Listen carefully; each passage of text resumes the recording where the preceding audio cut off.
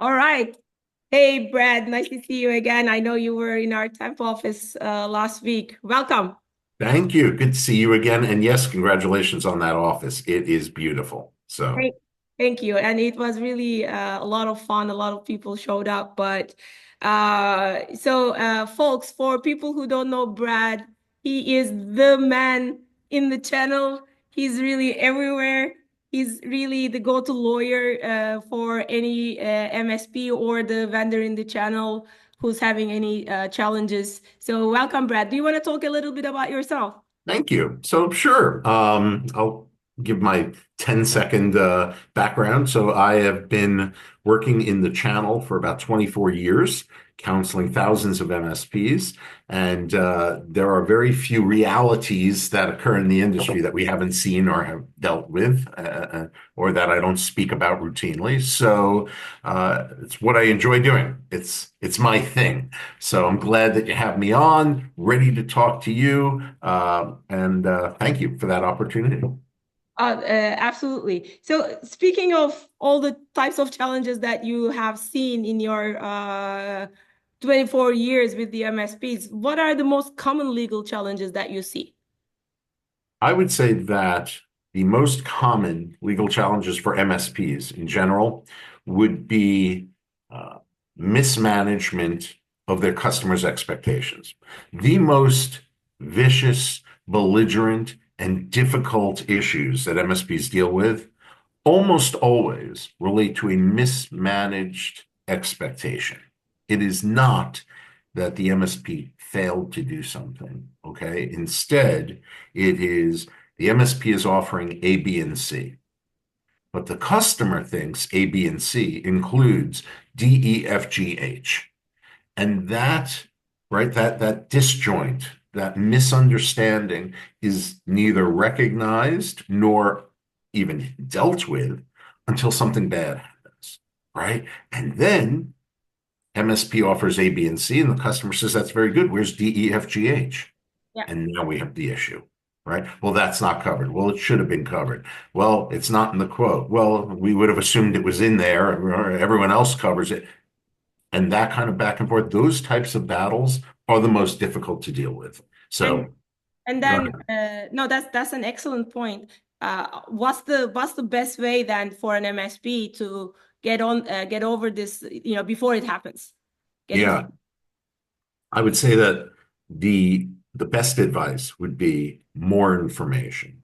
See, ambiguity is always dissolved with more, not less information. So it is incumbent on MSPs to explain what their services do and what they do not do, right? What the limitations are, what the parameters are, what the customer should expect from the MSP, but what the MSP expects from the customer as well.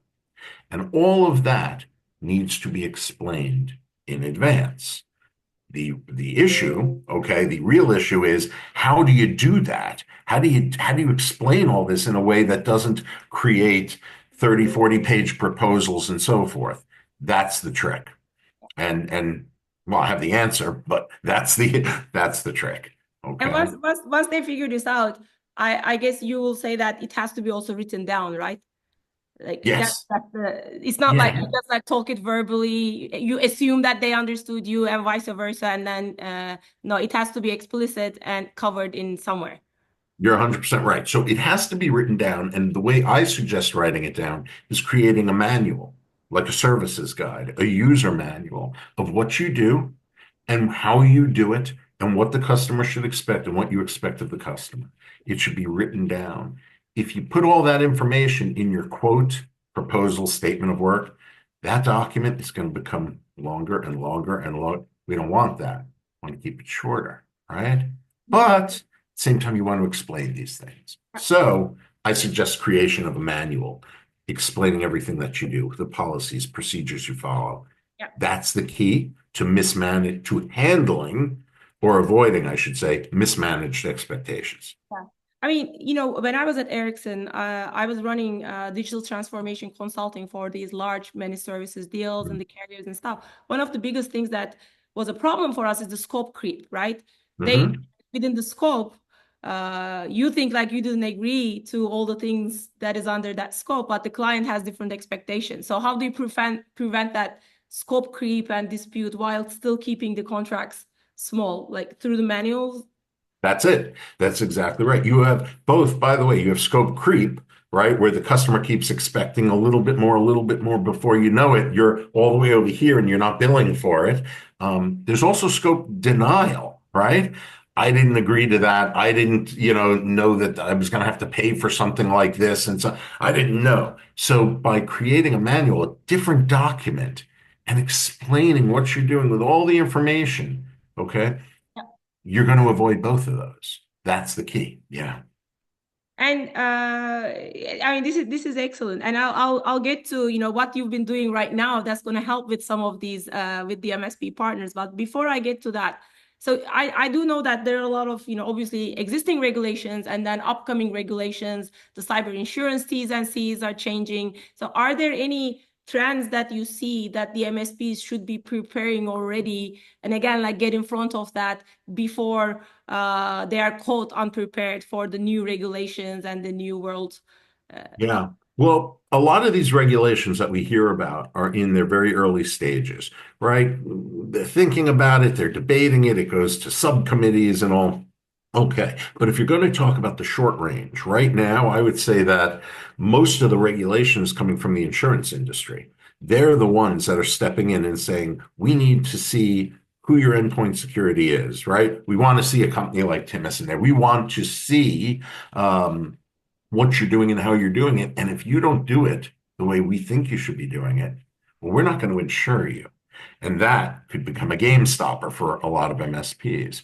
So I would say that right now, the game would be to get your best stack possible, right? Get a good stack, work with your vendors, work with companies like Timus, and get yourself in order, because if you do that, not only will you comply with current regulations and probably future as well, but this is what insurance companies are looking for. And that's where the action is right now. That's what's regulating the industry, not Congress.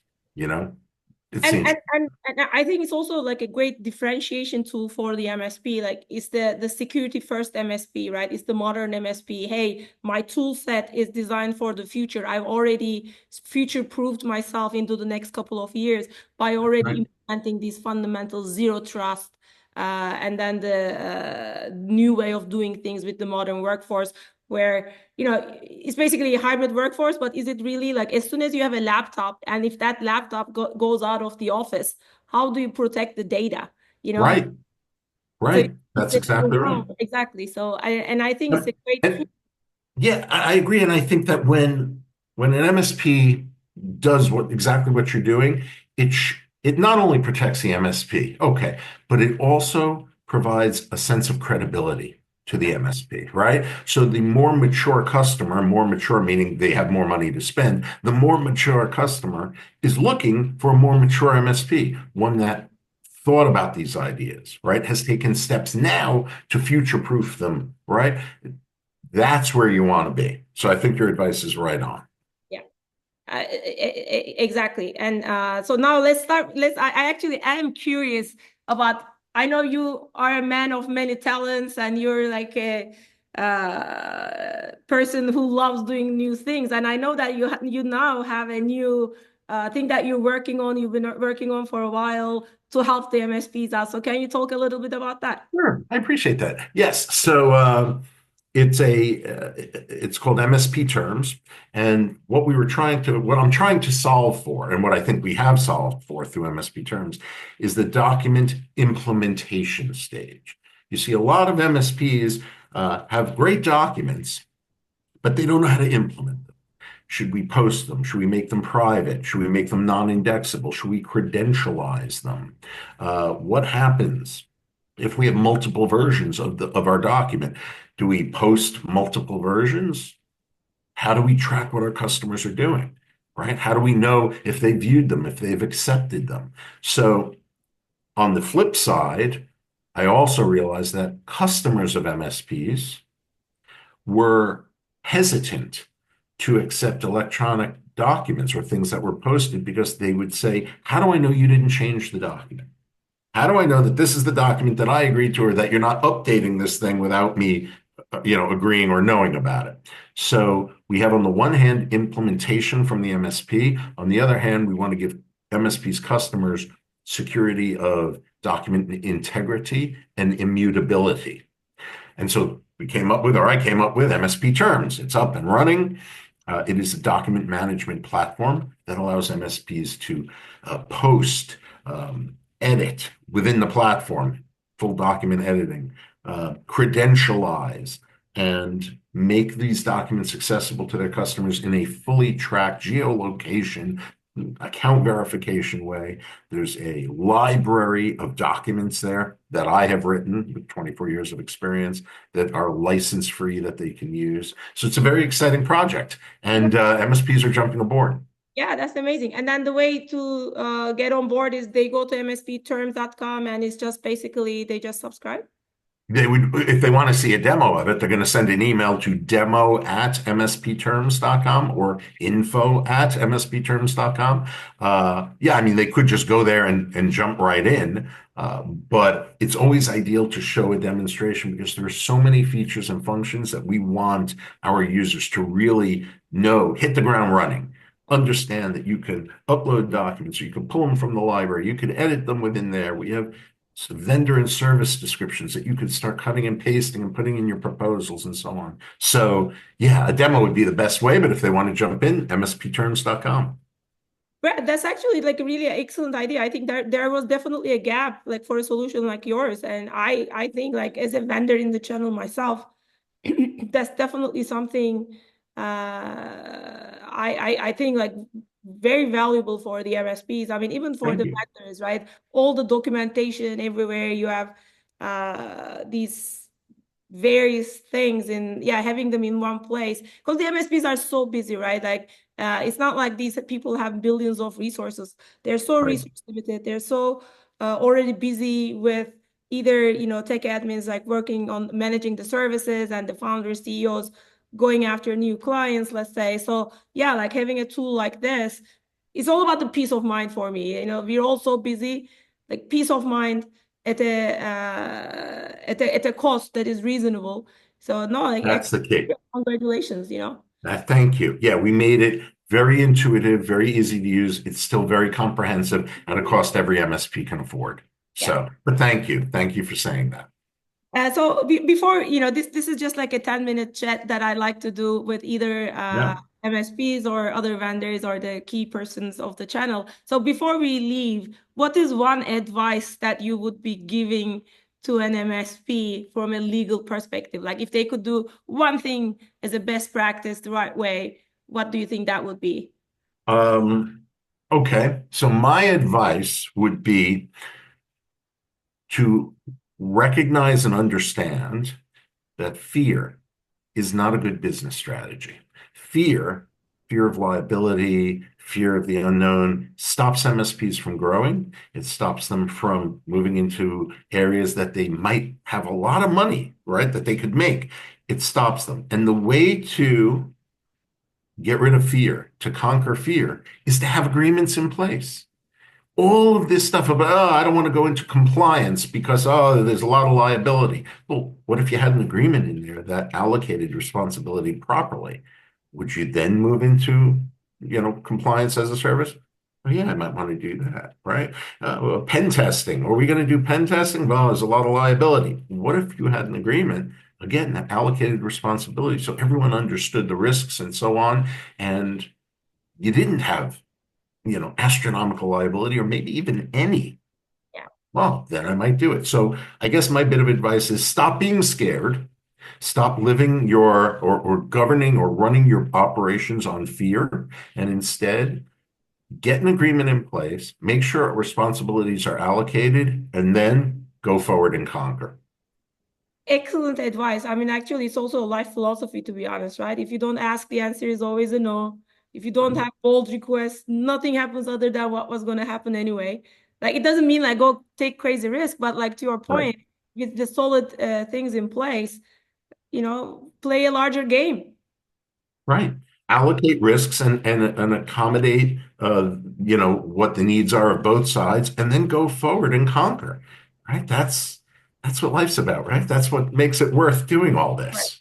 And to be honest, the as final thing I would say on this is that as a vendor in the channel, for the MSPs, I mean, the future is so bright that it's just the economy is really a risk economy. The SMBs need their MSPs. They need their MSPs to be the thought leaders, trusted advisors, and looking out for them. So really, we owe it to the small, medium businesses as the vendors, as the MSPs, to be security first, like know the latest and greatest, and yeah, make some money. There's a huge growth Right. opportunity for all of us here. So, Brad, thank you so much for That's it. making time for us. You're welcome. Thank you for having me on, and I hope to see you at Timus headquarters real soon. Yeah, thank you. Take care.